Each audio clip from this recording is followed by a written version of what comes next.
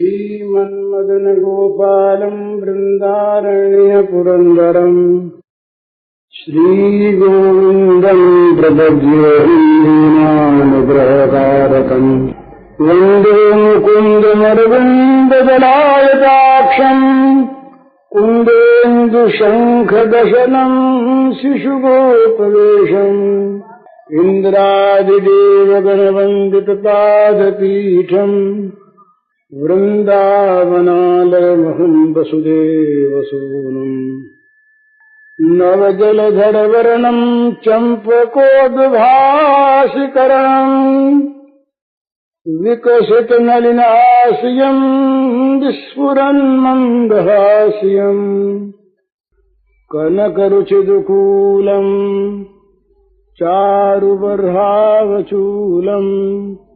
कमपि निखिलसारम् नौमि गोपीकुमारम् वंशीविभूषितकरान्नवनीरदाभात् पीताम्बरादरुणबिम्बफलाधरोष्ठात् पूर्णेन्दुसुन्दरमुखात् अरविन्दनेत्रात् कृष्णात् परम् किमपि तत्त्वमहम् न जाने।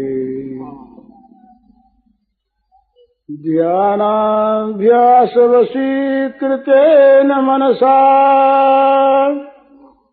तन्निर्गुणम् निष्क्रियम् ज्योतिः किञ्चन योगिनो यदि परम् पश्यन्ति पश्यन्तु ते अस्माकं तु तदेव लोचन चमत्काराय भूयाचिरम् कालिन्दी पुलिनेषु यत्किमपि तन् नीलम् महोधावति।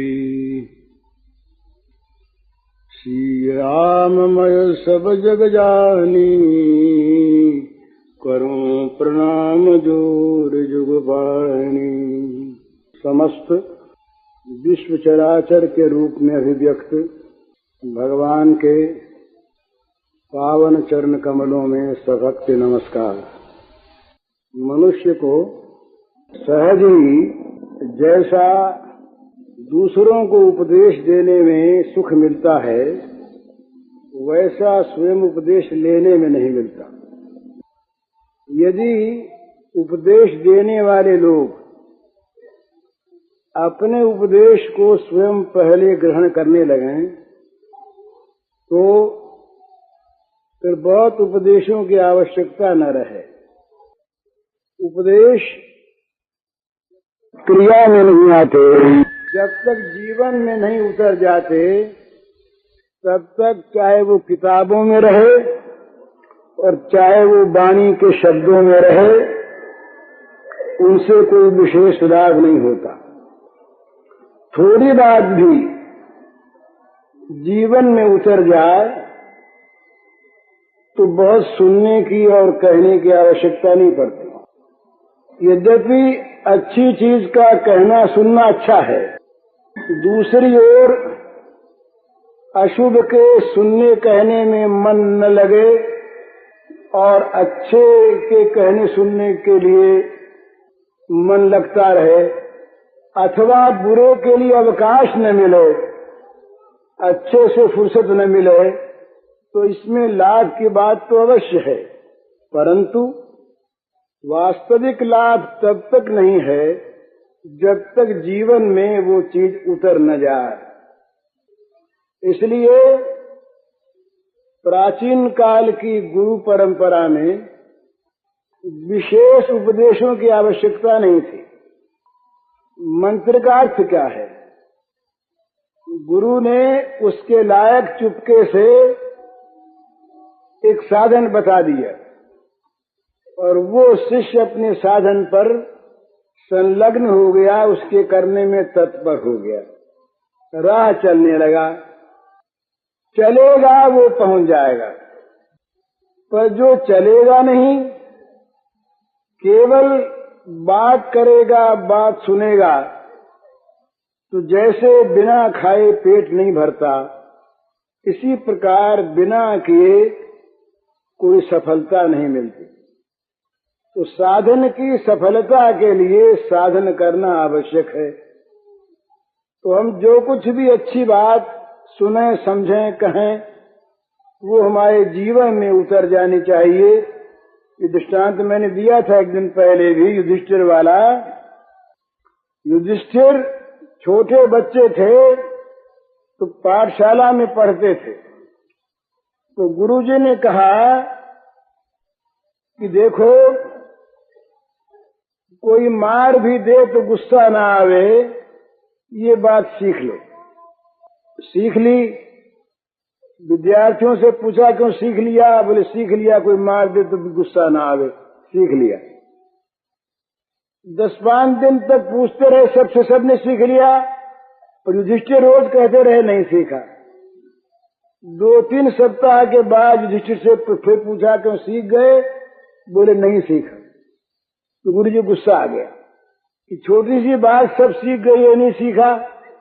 गुरु जी भी सीखे नहीं थे, नहीं तो ऐसा प्रश्न नहीं करते। तो गुरु जी ने गुस्से में आकर के 2-4 बेंत लगा दी। बोला आप सीखे? बोले हाँ आज सीख गया। बोले बेंत लगाने से सीखा ना? ऐसे नहीं सीखा। बोले महाराज बात यही है, आपने कहा था कोई मारे तो गुस्सा ना आवे, तो आज तक किसी ने मारा नहीं, तो गुस्सा आने की परीक्षा कैसे होती, सीखता कैसे? आज आपके मारने पर मैंने अपने मन की ओर देखा तो पता लगा गुस्सा नहीं आया, तो आज सीख गया। तो आज आपसे कहा सीख गया। बस इसी प्रकार से जीवन में बात उतर जाए। हम रोज रोज एक ही बात बहुत सुनते हैं, बहुत कहते हैं, और नई बात आती कहाँ से? उन्हीं बातों को घुमा फिरा करके 1000 बार कह दें। नया तरीका भले ही हो, नई बात कहाँ से आएगी? ब्रह्म सत्य है, जगन मिथ्या है, इसको चाहे 1000 बार कह दो, चाहे किसी रूप में कह दो। सर्वत्र भगवान ही भगवान है, किसी रूप में कह दो। भगवान से प्रेम करना चाहिए, किसी रूप में कह दो।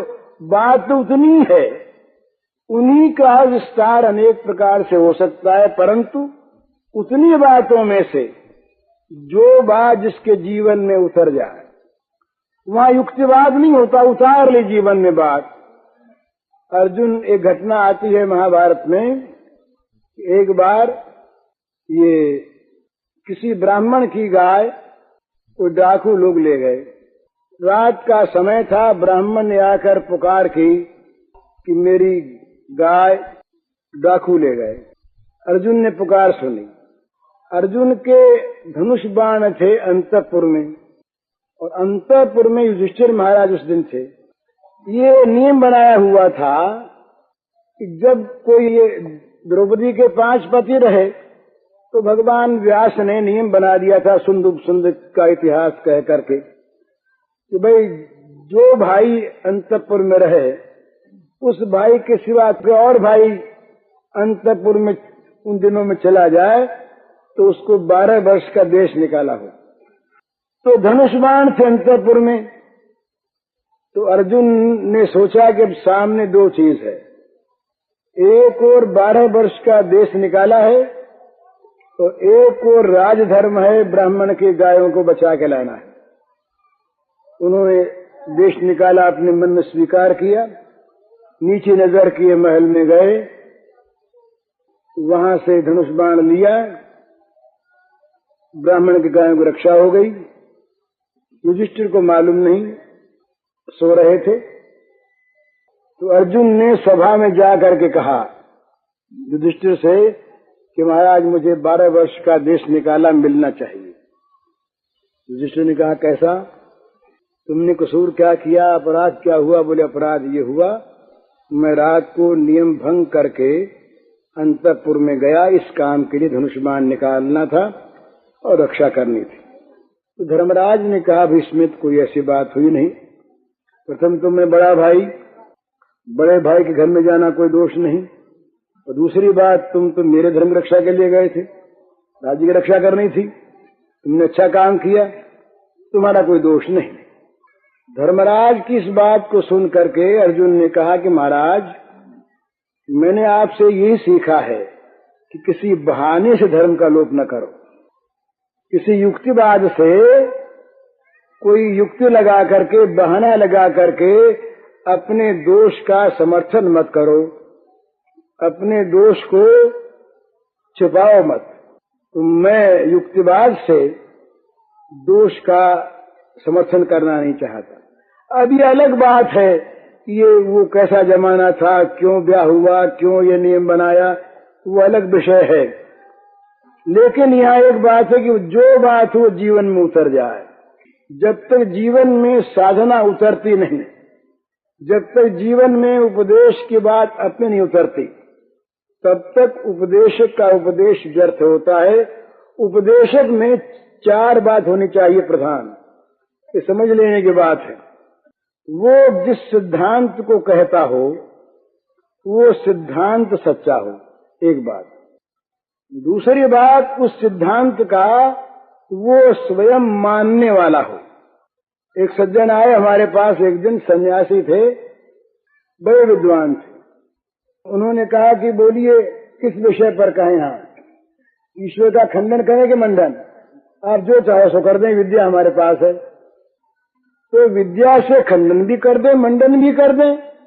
पर हमने कहा सिद्धांत कौन सा? बोले सिद्धांत कोई नहीं, सिद्धांत हमारी विद्या। तो ये ठीक नहीं। जिस सिद्धांत का प्रतिपादन करे वो सिद्धांत वास्तव में सत्य हो।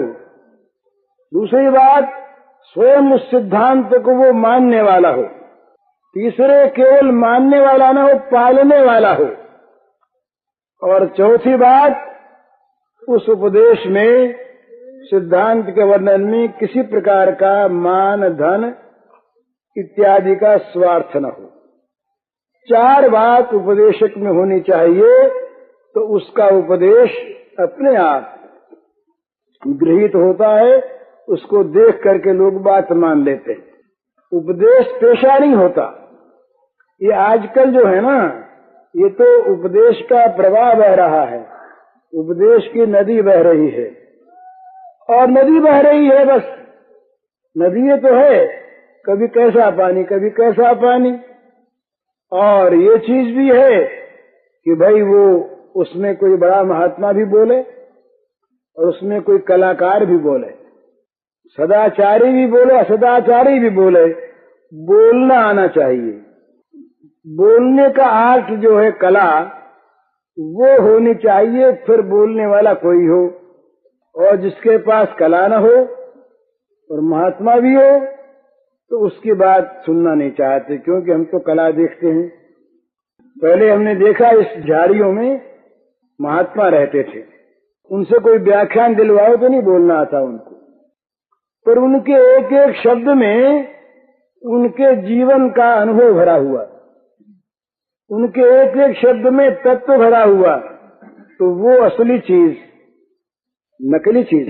तो जहाँ हम केवल बोलते हैं और करते नहीं, वहाँ हमारा बोलना वो एक नाट्य होता है। जैसे नाटक में कोई शंकराचार्य का पाठ करे तो वो शंकराचार्य नहीं हो जाता। इसी प्रकार से यदि हम केवल बोलना जानते हैं, करना नहीं जानते, बोलना जानते हैं वैसा बनना नहीं जानते, तो हमारा बोलना व्यर्थ है। वो हमारा बोलना एक कला हो सकता है, हमारा बोलना लोग रिझाने की चीज हो सकती है, हमारा बोलना हमारी बोलने की वासना की पूर्ति हो सकती है। जैसे प्यास होती है वैसे बुलास भी होती है, प्यास जैसे होती है वैसे बुलास, बुलास माने बोलने की वासना। तो बुलास की पूर्ति भले हो जाए या उससे हमारी किसी लौकिक कामना की पूर्ति हो जाए या कौतूहल की निवृत्ति हो जाए या एक कला का प्रदर्शन हो जाए, परंतु जब तक हमारे जीवन में वो बात नहीं है तब तक हम उसके बोलने के अधिकारी नहीं हैं। ये पहले हमारे यहाँ बड़ी सुंदर चीज थी, अधिकारी भेद। किस विषय पर कौन कौन बोलने का अधिकारी है। जो जाता कहीं पर गुरु के पास शिष्य, तो शिष्य को गुरु देखते कि शिष्य अधिकारी है कि नहीं, और गुरु अगर अधिकारी नहीं होता उस विषय का तो वो कह देता कि भाई इस विषय को मैं नहीं जानता, तुम अमुक ऋषि के पास जाओ, अमुक महात्मा के पास जाओ, वो तुमको इसका उपदेश देंगे, बता देते। स्वयं अधिकारी नहीं मानते अपने को, तब सुनने वाला और कहने वाला एक ही बात में कह देता और एक ही बात में उसका काम बन जाता। अब हम 50 वर्ष सुनते रहें और धारण करने नहीं एक भी बात, काम नहीं मिलता। सुनने के भी और कहने के भी अधिकारी होते थे, बिना अधिकारी के काम नहीं होता। और कम से कम इस साधना के क्षेत्र में, परमार्थ साधना के क्षेत्र में तो अधिकारी भेद की बड़ी भारी आवश्यकता होती है। किस प्रकार का, कौन अधिकारी? नाम संकीर्तन इस सब के अधिकार की चीज, परंतु नाम संकीर्तन में भी जहाँ परम प्रेम का उद्भव होता है वहाँ अधिकार आ जाता है। चैतन्य महाप्रभु के जीवन में आता है कि श्रीवास के घर में उनका अंतरंग कीर्तन होता था। कीर्तन एक तो सामूहिक बाहर, एक अंतरंग कीर्तन जिसमें कुछ प्रेमी गण प्रेम रस में उन्मत्त होकर झूमते हुए अपने आप को भूलकर कीर्तन में मस्त हो जाते थे। एक दिन एक कीर्तन का विरोधी मनुष्य उनके घर में घुस गया और जाकर वो नीचे तख्ते के छिप गया। उस दिन कीर्तन में वो प्रेम रस का उद्भव नहीं हुआ। तब महाप्रभु चैतन्य ने कहा कि कोई विजातीय तत्व है, यहाँ पर कोई विजातीय तत्व है। तो देखा गया तो तख्ते के नीचे एक आदमी सोया हुआ था, लेटा हुआ। पता लग गया कौन है, जो हमेशा कीर्तन का विरोधी था। उसको तो लाभ हुआ, उसकी तो मति पलटी, लेकिन जब तक उसको बाहर नहीं किया गया तब तक प्रेम रस उत्पन्न नहीं हुआ। तो साधना के क्षेत्र में उस दिन मैंने बताया था कि ये खेल नहीं है। एक आसन हो, एक स्थान हो, एक मंत्र हो, एक गुरु हो, एक इष्ट हो, एक समय हो, तो साधना का इस प्रकार का वातावरण बन जाता है कि वहाँ जाते ही वो बात अपने आप शुरू हो जाती है। वहाँ के वायुमंडल में उस प्रकार के तत्व सब ओर विस्तृत हो जाते हैं, पूर्ण हो जाते हैं कि दूसरे तत्वों को वहाँ आने के लिए स्थान नहीं मिलता। ये सब साधना के तरीके थे। पहले साधना बाजार की चीज नहीं, साधना दुकान पर नहीं मिलती, बिकती नहीं। कि जब से बिकने लगी और जब से बाजार में आ गई तब से साधना रही नहीं। सच्ची बात कटु जरूर है पर सत्य ये है। तो साधना में क्या चीज है, जीवन में उतार लेना उस चीज को, ऐसा बन जाओ। एक शब्द में महाराज वो कहा, खटवांग के दृष्टांत में आता है कि कितनी देर लगती ब्रह्म की प्राप्ति में, बस कुछ देर लगी नहीं। जैसे घोड़े को सवार होते हुए कोई आदमी उस पावड़े में पैर रखे, इतनी देर ब्रह्म ज्ञान हो जाता है। तो कैसे हो जाता है? बस गुरु ने कहा सर्वम खल्विदम ब्रह्म, ये सारा ब्रह्म है। विश्वास कर लिया, विश्वास करते अनुभूति हो गई, सारा ब्रह्म है। क्या देर लगी, था तो सही। केवल विश्वास से सुखदेव मुनि जाते हैं जनक महाराज के पास, पिता व्यास के भेजे हुए। पिता व्यास ने उपदेश किया, सुखदेव जी के समझ में बात नहीं आई। तो पिता ने कहा तुम जाओ जनक महाराज के पास जाओ, उपदेश देंगे। जनक महाराज के दरवाजे पर पहुंचे। जनक जान गए थे कि सुखदेव आ रहे हैं। उन्होंने पहले से खबर करवा दी बाहर पहरेदारों को कि अंदर मत आने देना। सुखदेव मुनि द्वार पर आए, अंदर जाने लगे। पहरेदारों ने कहा महाराज रुकिए, अंदर जाने की आज्ञा नहीं। खड़े हो गए, न स्वागत किया, न सत्कार किया, न कुर्सी आसन दिया, न आचमन। गुप्तचर देखते रहे कैसा मुख की आकृति कैसी बनती है। आकृति विज्ञान वालों ने देखा जैसा का तैसा मुख है। जाकर खबर दी गई कि ये हाल है। जनक महाराज से कहा कि ये हाल है सुखदेव मुनि का। तो जनक ने कहा अच्छा, अब उनको विलास कानन में भेज दो, जहाँ सारी विलास की सामग्री, जहाँ सारे के सारे विलास के साधन मौजूद, विकार पैदा करने वाली सारी सामग्रियां जहाँ पर, वहां पर इंद्रियों के सारे विषय उनको भेज दिया गया और कहा गया कि 50 तरुणी स्त्रियां सजी हुई इनकी सेवा में लग गईं। जो सुखदेव बाहर थे वही अंदर रहे, कोई परिवर्तन नहीं हुआ। जैसे के तैसे खबर पहुंची महाराज के पास कि वो तो जैसे बाहर थे वैसे ही अंदर हैं। तो कहा अब ले आइए। सामने गए जनक महाराज, आदर पूर्वक ले गए महल में, उनके योग्य आसन दिया, स्थान दिया, पूजा की, अर्घ्य दिया, बैठ गए। कहा महाराज कैसे पधारे? सुखदेव ने कहा पिताजी ने आज्ञा दी है, आपके पास बोध प्राप्त करने आया। सुखदेव जी की ये परीक्षा हो चुकी। मानापमान तुल्य तुल्यो मित्रारि पक्षयो है। मानापमान वस्तु, ये बड़ी कठिन बात है। जरा सी बात में मान भंग हो जाता हम लोगों का। आज प्रेम से भी, अनजान में भी कहीं अगर कोई जरा सी अपने मन की कल्पना में भी रूक्षता आ जाए तो हमारा अपमान कर दिया, गुरु जी ने अपमान कर दिया, हमारे भाई ने अपमान कर दिया, पिता ने, पति ने अपमान कर दिया, न मालूम क्या क्या अपमान की कल्पना करके मन में से दुखी होता है। कितना अपमान! सुखदेव मुनि से ये नहीं कहा गया कि तुम यहाँ बैठो भी, जल पियोगे क्या, हाथ वाथ धोगे, कुछ नहीं कहा गया। इतने बड़े महामुनि और विलास भवन में सारी सामग्रियां उनके लिए विलास के मौजूद।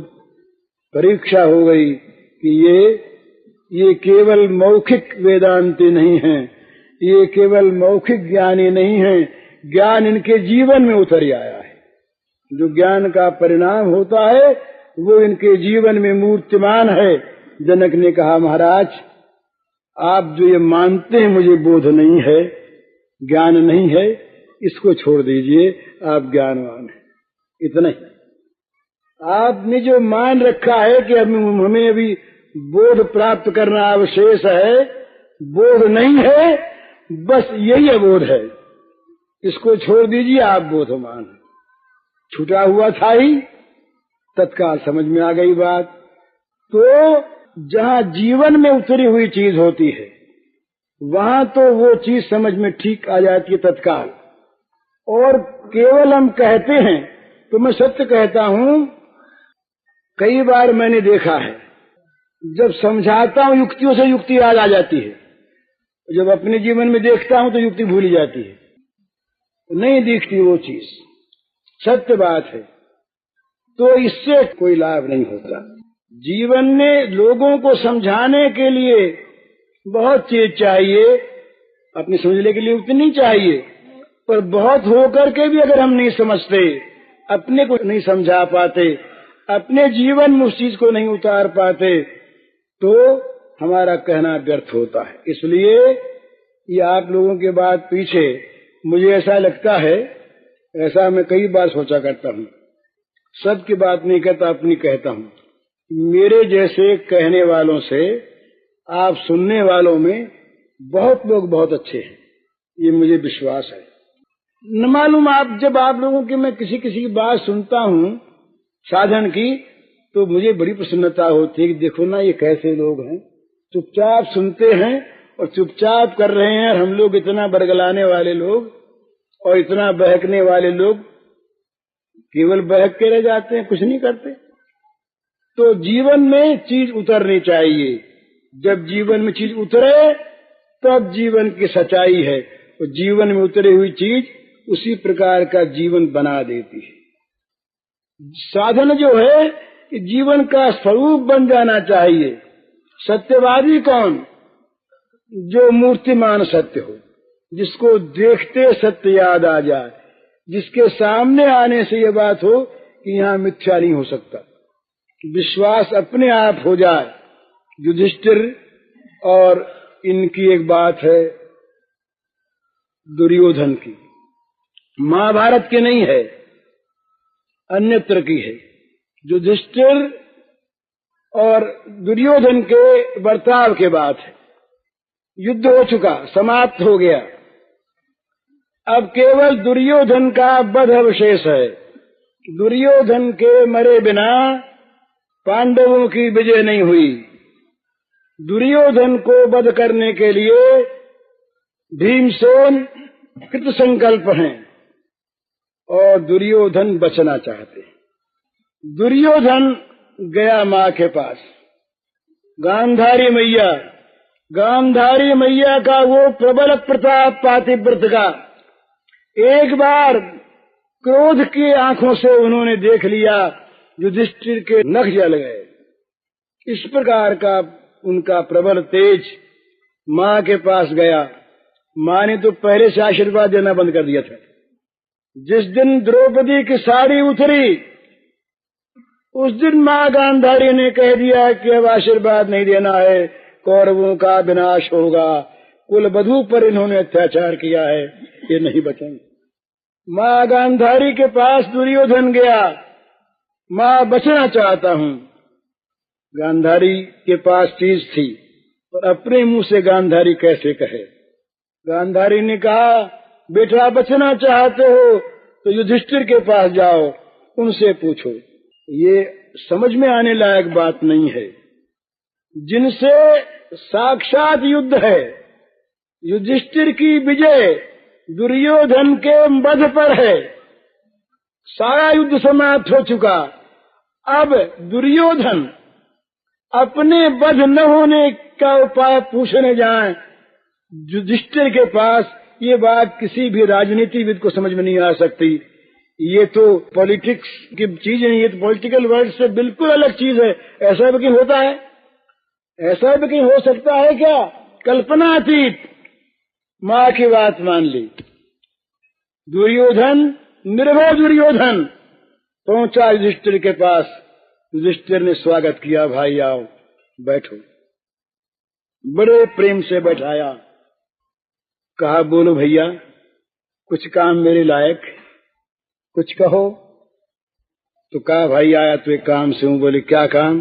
साफ कह दिया, भीम मुझे मारना चाहता है और मैं बचना चाहता हूं, कोई उपाय बताओ जिस उपाय से मैं बच जाऊं, भीम मुझे न मार सके, मेरा सारा शरीर वज्र का हो जाए, कोई मुझ पर आघात न लगे। युधिष्ठिर ने कहा उपाय है भैया। निसंकोच और बड़ी सरलता से कह दिया उपाय है, जाओ माँ गांधारी के पास, माँ से कह दो पट्टी खोल दे एक बार और तुम सारे कपड़े उतार के नंगे हो जाओ। माँ एक बार देख लेगी आंखों से तुम्हारे अंगों को, तुम्हारे अंग वज्र के हो जाएंगे, फिर भीम की ताकत नहीं तुम्हें मार सके। बात सुन ली, विश्वास हो गया, ठीक बात। युधिष्ठिर झूठ नहीं बोलते, सत्य कहते, सत्यवादी युधिष्ठिर। कि झूठ बोलने का वहम होता तो दुर्योधन जाता ही नहीं। कि वहम होता कि खैर माँ तो बुढ़िया है, ऐसे कह सुन दिया है, कहीं बैरी के पास जाए वो सच्ची उपाय बताएगा। तो युधिष्ठिर के संबंध में दुर्योधन के मन में भी ये विश्वास, जो शत्रु है, कि वो झूठ नहीं बोलेगा, सत्य कहेगा। और माँ गांधारी की आंख में यही शक्ति है। पर दुर्योधन जी इतने बड़े आप शूर, इतने वीर, आप मृत्यु के भय से इस अवस्था में माँ के सामने नंगे होकर जाएंगे? शर्म नहीं आएगी आपको? हाँ बोले बात तो ठीक कही आपने, बात ठीक कही, तो क्या करें? बोले कोई बात नहीं, कोई बात रहे, रात का भी काम है। बोले कैसे? बोले आप कटी से नीचे और यहाँ तक जिसमें जंघा प्रांत ढक जाए, इतना आप जांघिया पहन लें और फिर चले जाए। कहा ठीक, बात समझ में आ गई। भगवान की माया, मति फिर गई सारी की सारी। वो तो निमित्त मात्रम भव सर्वसाचन। भगवान ने कहा तुम कौन करने वाले, अभिमान करते हो, नहीं करूंगा, नहीं लड़ूंगा, मयि वैते निहता पूर्वमेव निमित्त मात्रम सब, मैंने इन सबको मार रखा है। देखना हो देख लो मेरी दाढ़ों में, चूर्णित उत्तमांगई ही, उत्तम उत्तम अंग सारे चूर्ण विचूर्ण हो रहे हैं। तुम निमित्त बनते हो, तुम कौन मारने वाले और कौन न मारने वाले। युधिष्ठिर चाहे कह दें चाहे गांधारी देख दें, पर श्री कृष्ण जो चाहते हैं वही होगा, दूसरा कैसे होगा। दुर्योधन की बुद्धि पलट गई, जांघिया पैर के गया माँ के सामने, माँ से कहा पट्टी खोलो। भूल गया उस समय दुर्योधन इस बात को कि भीम ने प्रतिज्ञा की थी कि तुम्हारी जंघा को तोड़ूंगा, इसलिए युद्ध का वो नियम कटी से नीचे गदा न मारने का यहाँ नहीं लागू हो सकता, भीम की प्रतिज्ञा है थी, पर भूल गया, भगवान की माया भूल गया। माँ के सामने गया जंघा को ढककर, माँ ने आंख खोली, कहा बेटा रास्ते में तुम्हें कृष्ण तो नहीं मिले थे? बोले मैया वही मिले थे। तो मैया बोली कि उनकी इच्छा सफल हो, उनकी इच्छा सफल हो बेटा, तुम नहीं बच सकते। आए गदा युद्ध हुआ, भीम ने जांघ पर गदा मारी, जंघा टूट गई। बलदेव जी आ गए, कहा बलदेव जी थे इनके गुरु दुर्योधन के, ये गदा सिखाने वाले पहलवान ये थे बलदेव जी। बलदेव जी ने कहा क्या अनर्थ किया भीम ने, ये सारा का सारा नियम तोड़ दिया, कथी के नीचे गदा मारना। भगवान बोले कृष्ण बोले दादाजी जरा बात तो सुनो, गुस्से तो पीछे हो। भगवान की ये सुन करके और हंस गए दाऊ जी। दाऊ जी को पकड़ लिया, वहां का बड़ी सुंदर झांकिया कृष्ण ने पकड़ लिया, दोनों पकड़े गए, पकड़ लिया, कहीं छुड़ावे। तो दादाजी सुनो, ये भीम ने प्रतिज्ञा की थी जब दुष्ट ने बड़ी सभा में कहा था द्रौपदी से कि मेरी खुली जांघ पर इसके रिश्व नंगी करके बैठा दो। उस समय भीम के हृदय में आग लगी थी, आप उस समय होते क्या करते। भीम ने प्रण किया था इसकी जांघ को तोड़ूंगा महाराज, इसलिए तोड़ दी, इसमें क्या पाप हुआ। दाऊ जी बोले भैया तुम जानो, तुम्हारा काम जाने, हम तो जाते हैं, हम तो चलते। दाऊ जी चलते हैं भले। इस दृष्टांत के कहने का मेरा तात्पर्य होता है सत्य से। जिसके जीवन में सत्य मूर्तिमान युधिष्ठिर के, उसके सत्य पर शत्रु को भी विश्वास कि झूठ नहीं बोलता। दूसरी बात इससे एक और सुंदर समझ में आती है कि हम लोग जो कुछ प्रयास करते हैं, ये प्रयास तो हमें करना चाहिए, कर्तव्य का पालन करना चाहिए, पर भैया संसार में होगा वही जो राम रच राखा, को करी तर्क बढ़ावई शाखा। बस जो भगवान रच रखा है, हम लोगों की उल्टी मति है। जो चीज विधि की रची हुई है, सांसारिक हानिलात, उनके लिए तुम जीवन भर प्रयत्नवान रहते हैं, कर लेंगे अब की कर लेंगे। और जो भगवान चाह पुरुषार्थ से प्राप्त होते हैं, उनके लिए कहते हैं भाग में होगा तो भजन होगा। बोले भजन क्यों नहीं करते? बोले भाग में लिखा नहीं, क्या करें। अरे भाग में धन लिखा है, कैसे पता लग गया कि जिसके लिए रात दिन झूठ बोलते हो, कपट करते हो, गंगा पर आकर के धनी मांगते हो, क्या पता, कैसे पता लग गया। पर ये मोह है, तो भगवान पर विश्वास करे। दुर्योधन पांडवों का भगवान पर विश्वास, न मालूम कितनी बार धर्मराज से, कितनी बार अर्जुन से इस प्रकार की भूलें हुई है कि वो मर जाते।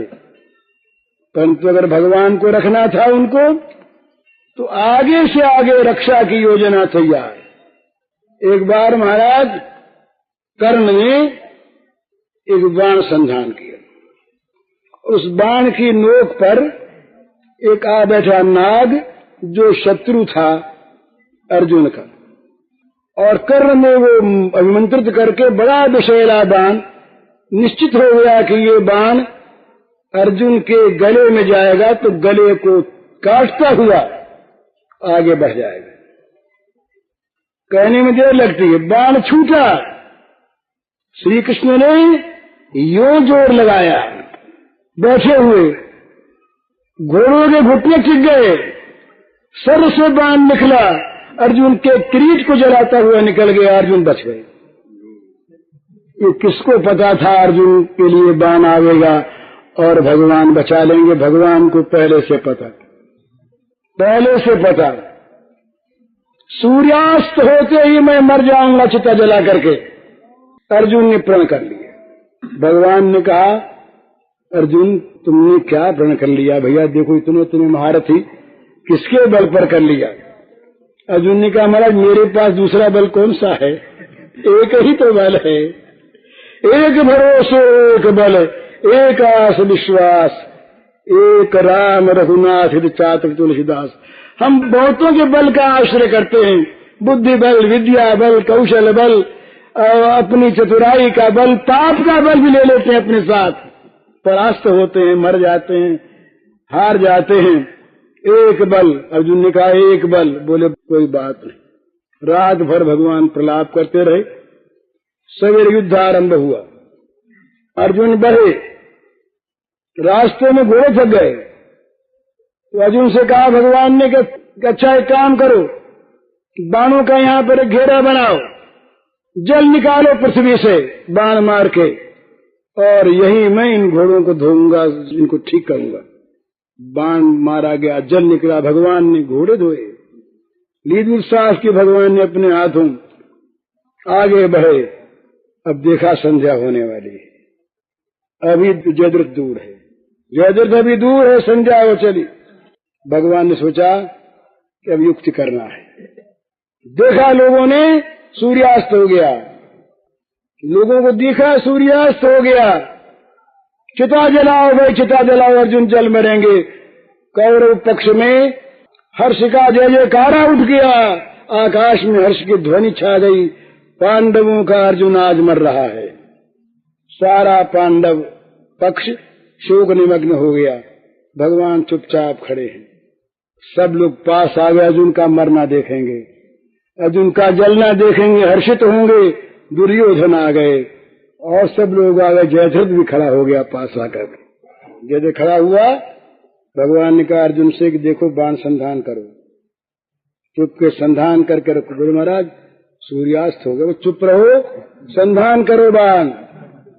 और खबरदार एक बात और करना, इसका सिर काट कर नीचे न गिराना, अपनी वाण विद्या से उसे वहां ले जाना कि जहां इसका पिता अमुक सरोवर पर इस समय सूर्योपस्थान कर रहा है, उसकी अंजलि में जाके सिर गिरे। भला कितना उस समय ये बाण विद्या का कौशल था। हो गया, सारी व्यवस्था हो गई। सामने खड़ा है, जयद्रथ हंस रहा है, दुर्योधन हर्षध्वनि कर रहा है। अकस्मात सूर्य निकल आया। सूर्य निकला, बाण छूटा, सिर कटा, सिर उड़ा, जयद्रथ के पिता की अंजलि में गिरा। पिता का सिर कट के नीचे गिर गया। पिता पुत्र दोनों समाप्त हो गए। हर्षध्वनि दूसरी ओर बदल गई। क्या हो गया, क्या हो गया? किसी ने कहा कृष्ण का जादू था, किसी ने कहा बादल आ गए, हम लोग समझे नहीं। कुछ था, वो था श्री कृष्ण का अपना भक्त का कार्य। तो इस प्रकार से भगवान अपने आप रक्षा करते। जो कुछ उनको करना होता है वही होता, हमारे किए कराए कुछ होता वादा नहीं है। इसलिए ये जीवन में जो हमारा उपदेश हो वो हमारे जीवन में पहले उतरे, इसकी बड़ी आवश्यकता है। जो आप सुनी बात सब नहीं याद रहती। लोग कहते हमसे कि भाई हम सुनते बहुत पर याद सब नहीं रहती। सब कैसे रहे? तुम कोई ग्रंथ थोड़े ही हो कि सब उसको लिख के रख लोगे एक एक बात। न मालूम कितनी बात दिन भर कहने वाले कहते सबको याद रखोगे माथा खराब हो जाएगा, पागल हो जाओगे। सब याद रखने की बात नहीं है। जिसके लिए जो बात आवश्यक हो वो याद कर लो।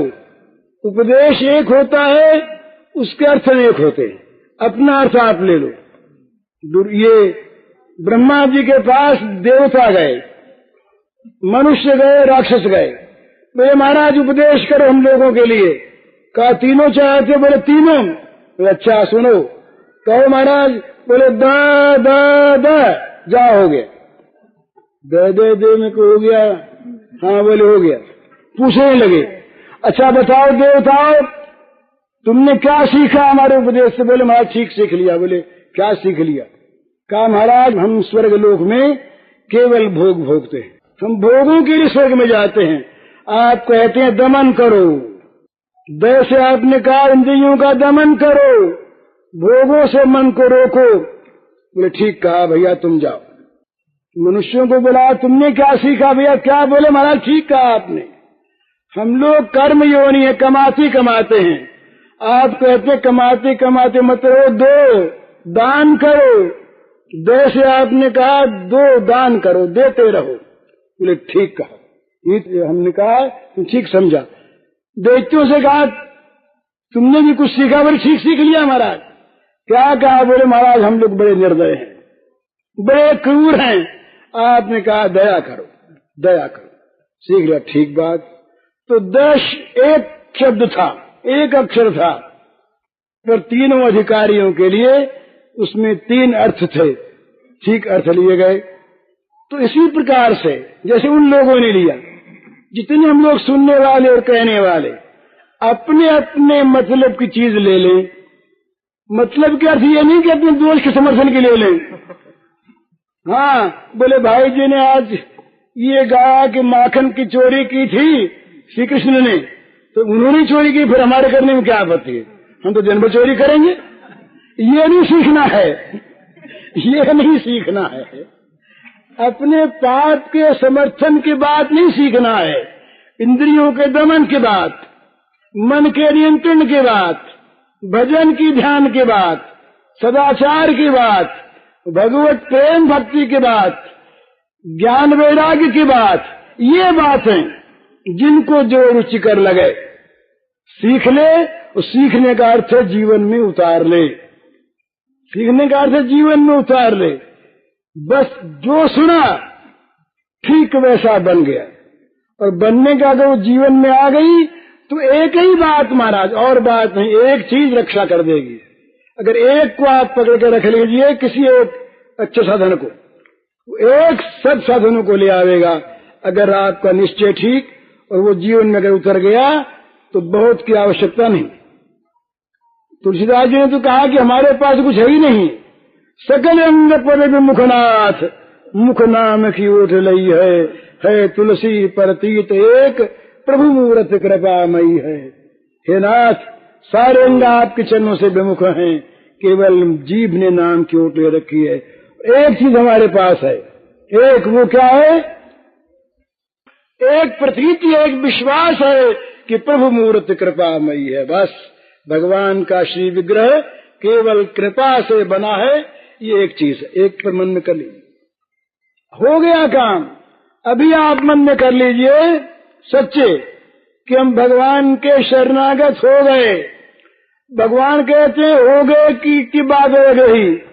जो एक बार कह भी दे कि मैं आपका हूँ, सकृदेव प्रपन्नाय तवा अस्मित याचते, एक बार भी जो कह दे नाथ मैं तेरा, बस वो कह देंगे बस तुम्हें अभय कर दिया, जाओ तुम मेरे हो गए एक बार।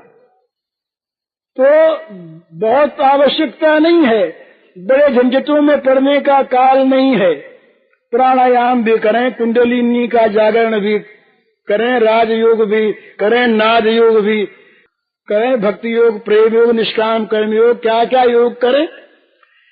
बहुत योगों में पड़ेंगे तो सबसे वियोग हो जाएगा। इसलिए एक योग साधें, जिसके जो जचे वही योग, पर जो साधे उसी को साधे।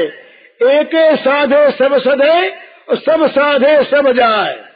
इस सिद्धांत को मान लें, एक पर दृढ़ता के साथ लग जाएं, एक को पकड़ लें, वो एक सबको बुला लेगा, सबको बुला लेगा। तो जिसकी जहाँ रुचि हो, जिसका जहाँ मन लगे, जिसको जो प्रिय लगे, जिसकी जैसी अधिकार की भावना हो, जो जिसे कर सकता हो। अब छोटे बच्चों को कहें तुम वेदांत सीख लो, इनसे तो कहेंगे तुम भैया राम राम करो, मजे में कीर्तन करो, मजे में करेंगे। और फिर भगवान जहाँ शंख को गाल के छुआ दिया ध्रुव के, सारा ज्ञान विज्ञान आ गया। ये ज्ञान तो भगवान देंगे, परवाह नहीं ज्ञान की, ज्ञान के लिए मत चिंता करो। देंगे, उनकी गरज होगी तो। अपने तो उनका नाम लेना है, बच्चे सब नाम ले भगवान का, तो भगवान बच्चों में आकर के जब नाम की ध्वनि सुनते हैं ना भगवान, तो बच्चों में बच्चे आके लोग पहचानते नहीं कि ये कौन आ गया। ऐसा होता है कई भक्तों की जीवनी में, नया बच्चा खेलने को आ गया, नया बच्चा खेलने को आ गया, बच्चे कहते हैं कौन आ गया, अरे आज तो लगता तो बड़ा प्यारा है, तो बड़ा प्यारा प्यारा, पर कौन है? नया। नया आके मित्र बन जाता है, उनके साथ खेलता है, मजा आता है भगवान को खेलने में बच्चों के साथ भी। वो तो देखते हैं कोई खेलने वाला हो और मेरे साथ खेलना चाहे, फिर ये नहीं देखते कि वो खेलने वाले बड़े भारी मुनि सत्तम, ऋषि सत्तम, देवोत्तम हैं या कोई छोटे छोटे बच्चे, निरीह बच्चे। वो कहते खेलते हो ना, मेरे साथ खेलना चाहते हो तो आओ खेलें। धन्ना ने रोटी बनाई, पिताजी बाबा कह गए, बोले देख भैया धन्ना, ये ठाकुर जी हैं, इनको खिला के भोग लगा के खाना। बोले ठीक। बाबा तो गए, अब धन्ना 5-6 वर्ष के बच्चे रोटी बनाई, भोग लगाने लगे, रख दिया, बोले खा ले, भोग रखा, खा ले। अब भगवान खाया नहीं, अगर रोज बाबा से खा लेता था, मुझसे क्यों नहीं खाता तू? खा ले देख। अरे बाबा कह गए हैं कि खाने पर खाना नहीं तो मैं भूख क्यों मरता, खा ले। नहीं खाया भगवान ने, बोले नहीं खाया तो छोड़, हम भी नहीं खाएंगे, रोटी उठा के डाल। दूसरा दिन हुआ, बोले आज तो खा ले, आज खा ले। दूसरा दिन हुआ, फिर वही काम, बोले खा ले, फिर नहीं खाया। बोले तू देख बड़ा शरारती है, 2 दिन मुझे भूखों मारते हो गए, तो आप भूख मरता, मुझे भूखों मारता, आज देखता हूँ, नहीं फिर कल रोटी बनाऊंगा ही नहीं, और या फिर खबर लूंगा अच्छी तरह से। तीसरे दिन फिर रोटी बनी, भगवान से कहा, बोला आज खाता कि नहीं, छड़ी लाऊं या फिर कल से बनाना छोड़ दूंगा? चुपके से कहा भगवान ने, अच्छा आओ खा लेते हैं। बुद्धिवादी नहीं मानेंगे इस बात को। आज का बुद्धिवादी जो मनुष्य, वो कहेगा ये तो बिल्कुल एकदम कल्पना है, ये कभी हो सकता है क्या? पर ये जगत में रोटी रोज कौन खाते हैं? ये बच्चे बड़े कौन रोटी खाते हैं? वो क्यों नहीं खा सकते? हमारे अर्चावतार होता है, मूर्ति में अवतार होता। अगर विश्वास हो, अर्चावतार। मीरा के साथ भगवान बोलते थे, बातचीत करते थे, हमारे साथ नहीं करते। हम पत्थर मानते क्यों करेंगे? एक रहे ठाकुर जी रहे, तो ठाकुर जी की पूजा रोज करें, एक आदमी गोपाल जी की। तो बहुत दिन हो गए, ठाकुर जी तो बोले नहीं, ठाकुर जी के भोग लगा दे, अपने आप खा ले। हम लोग ऐसे ही करते हैं सब। तो ठाकुर जी के भोग लग गया, चलो खा लिया, त्याग वाग कुछ नहीं। ठाकुर जी राजी हो जाते हैं, वो देखते हैं, ऐसे ही करते हैं लोग। पहले वो ठाकुर जी खाली थोड़ी हैं, ये ठाकुर जी खाने वाले भोग लगाने वाले मानते हैं। बोले जयपुर से मूर्ति लाए थे जी, बड़ी सुंदर मूर्ति, पर खाते थोड़ी, तो भोग लगाना है, भोग है तो वासना के भूखे। अरे मूर्ति मान करके बैठाया उनको, और खाते नहीं, कैसी बात है? वो तो खाते भी हैं। अश्नामि प्रेतात्मना पत्रम पुष्पम फलम तोयम यो मे भक्त्या प्रयच्छति तदहम भक्तुपहृतम अश्नामि। गृहनामी नहीं कहा, अश्नामि प्रेतात्मना, ये भगवान ने कहा। ये श्लोक सुदामा के आख्यान में ये श्लोक आया है, और वहां मुट्ठी भर के खा लिया भगवान ने, चोरों को खा लिया। तो ऐसे भोग में क्या होता है? तो वहां धन्ना की बात ही नहीं, वो तो खाएगा। तो भगवान ने खा लिया, अब रोज भोग लगा, रोज खा लिया अपना। वो भी बोले देख इतनी तेने बदमाशी क्यों की 3 दिन तक? खुद भूख मरा, मुझको भूखों मारा, 3 दिन बीत गए, तेरे प्राण सूखे होंगे, मेरे तो सूखे गए। भूखों मरते मरते खुद भूखों मरा, मुझे भूखों मारा, ये भी कोई अच्छे आदमी भले आदमी के बाद पहले दिन खा लिया होता इतनी? भगवान हंसने लगे, अब रोज खाने लगे। बाबा आए उनके, धन्ना के बाबा। तो कहा पूजा ठीक की ठाकुर जी? वहां ठीक की। तो सब ठीक ठाक रहा ना? भोग लगाया? बोले भोग क्या लगाया, ये है बड़ा शरारती तुम्हारा ठाकुर। बोले कैसे? कहा 3 दिन तक इसने भूखों मारा, 2 दिन तो रोटी फेंकनी पड़ी, और तीसरे दिन जब मैंने धमकाया या तो छड़ी लाओ और या फिर रोटी बनाऊंगा ही नहीं, तब चुपके से आकर के बात मान ली, खाने लगा। धन्ना के बाबा ने देखा कि लड़का कुछ पागल हो गया मालूम होता है।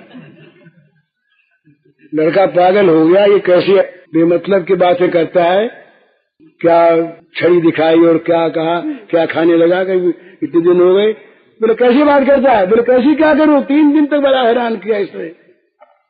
बोले अब क्या खाता है? रोज खाता है, मेरे साथ खाता है। बोले आज खिला? हाँ। बोले अभी लो। बना खिलाया रोटी। बोले खा ले। आज बोले नहीं। तो बोले क्यों? बाबा के सामने मेरी इज्जत लेगा क्या तू? रोज तो खाता, आज भी खाने को आता है, आज जल्दी से। तो कहा तेरा बाबा ऐसा मानता नहीं। बोले अब मान लेगा तेरे आने से।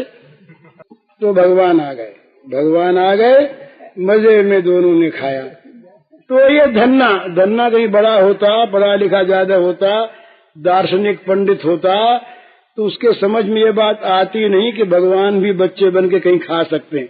वो समझता, वो युक्तियों से, तर्क से, न्याय से, सब तरह से लगाता कि कौन चीज युक्ति संगत है, इसमें कौन कौन प्रमाण हैं, कौन ये प्रत्यक्ष प्रमाण है कि आप तो प्रमाण है कि कौन सा प्रमाण अनुमान प्रमाण है, कैसे सिद्ध किया जाए, क्यों कर माना जाए, इसकी कैसे सिद्धि होती है। सब वहाँ सिद्धि फिद्धि कुछ नहीं। वहाँ तो खा ले तो सिद्धि, न खा ले तो असिद्धि, सीधी सी बात।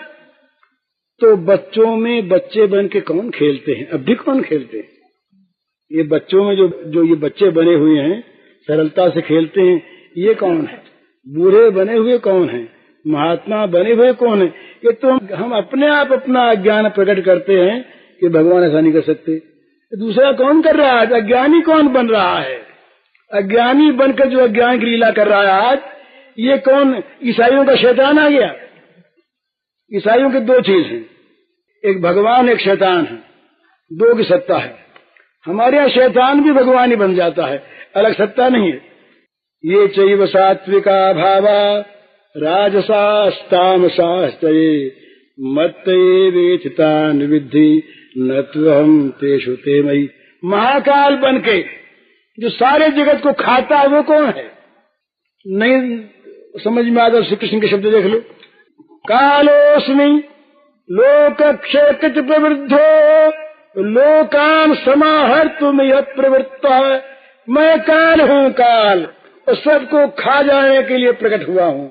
ये भगवान ने तो सबको खा जाने वाला भगवान, सबको प्रकट करने वाला भगवान, सबका पालन करने वाला भगवान, तो बच्चों के साथ खेलने वाला भी भगवान, बच्चों के सामने विश्वास से प्रकट होकर धन्ना की रोटी खाने वाला भी भगवान, प्रहलाद को गोद में लेने वाला भी भगवान, ध्रुव की 5 वर्ष की अवस्था में दर्शन देने वाला भी भगवान। ये सारे तो विश्वास पूर्वक अपने जीवन में किसी एक चीज को उतार ले। भगवान के प्रत्यक्ष होने में विलंब नहीं है महाराज। निष्ठा पूर्वक भगवान को पुकारने में और चाह करने में विलंब है। जिस भाव से जिसको भगवान की चाह हो, उसी भाव से सच्चे हृदय से निष्ठावान होकर, एक का होकर, एक के लिए भगवान को पुकारे, फिर भगवान न कभी दूर थे, न कभी दूर हैं, न दूर हो सकते। दूर उनके लिए जो बहुत दूर मानते हैं, दुर्लभ उनके लिए जो बहुत दुर्लभ मानते हैं, जो कहते हैं यही हमारे साथ खेलता है। ब्रज के बच्चों का भी भय हुआ ही नहीं। जाने लगेगा अघासुर के पेट में, अजगर के पेट में।